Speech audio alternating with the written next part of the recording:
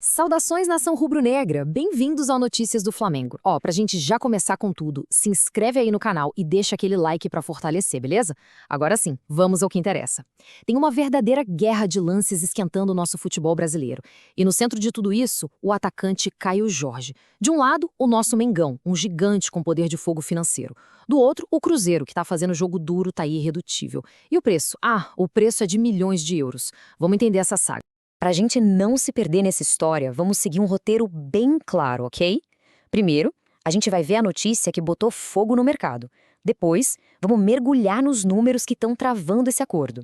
A gente vai entender o que cada clube está pensando, por que o Caio Jorge está valendo tanto e, claro, no final, qual pode ser o desfecho dessa baita disputa.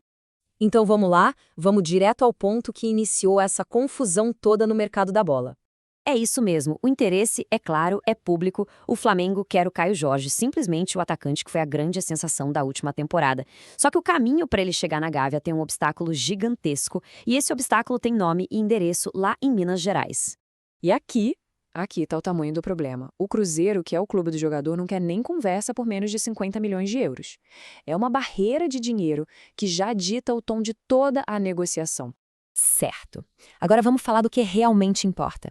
Grana. O que está na mesa exatamente e por que essa conta não fecha de jeito nenhum?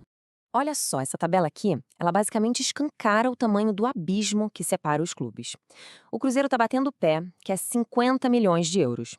O Flamengo, por outro lado, sinalizou com 30 milhões, que, aliás, é o mesmo valor que o Zenit, lá da Rússia, já ofereceu e ouviu um não bem grande. E a cláusula de rescisão, gente, é absurdo, 100 milhões de euros. O Cruzeiro se blindou completamente. E não é só aqui no Brasil, não. O Cruzeiro também já deu um não obrigado para uma proposta do West Ham da Inglaterra. Isso só mostra a posição de força do time mineiro, que não parece nem um pouco a fim de ceder, seja para time daqui ou de fora. Tá, então o que cada clube quer de verdade? Vamos tentar entender as estratégias do Cruzeiro e do Flamengo nessa queda de braço. E essa frase aqui, dita pela diretoria do Cruzeiro, é a chave de tudo. Vender um craque desses para um concorrente direto na briga pelo título é visto como um tiro no pé. A não ser, claro, que a proposta seja tão absurda, tão irrecusável, que compense o risco. E não esquece do like, hein? Diz aí nos comentários de qual cidade estão acompanhando o Mengão. A real é que o Cruzeiro está numa posição muito, mas muito confortável.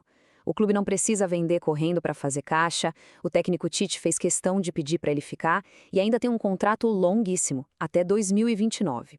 Ou seja, o clube mineiro está com a faca e o queijo na mão. O recado é bem claro, o preço é 50 milhões de euros e ponto final. Agora, do lado do Flamengo, essa jogada não é de agora, não é um impulso. O clube já está de olho no Caio Jorge desde fevereiro, o que mostra que é um planejamento, uma vontade antiga de ter o atacante no elenco. Mas, afinal de contas, por que essa briga toda? O que faz do Caio Jorge esse jogador tão desejado, tão caro? A resposta está num feito que é muito raro no nosso futebol.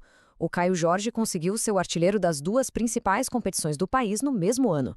Um desempenho desse, claro, bota qualquer jogador na vitrine dos gigantes. E os números? Os números não mentem e comprovam o valor dele. Em 46 jogos, o cara marcou 26 gols e ainda deu 9 assistências. Ser o goleador máximo do Brasileirão e da Copa do Brasil na mesma temporada coloca ele num patamar de elite, o que justifica todo esse interesse. Bom, chegamos na reta final. Com posições tão distantes, será que existe um jeito de chegar a um acordo? O que pode acontecer agora?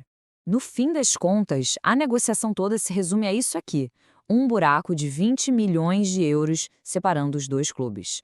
É uma diferença de grana gigantesca que hoje parece impossível de ser fechada.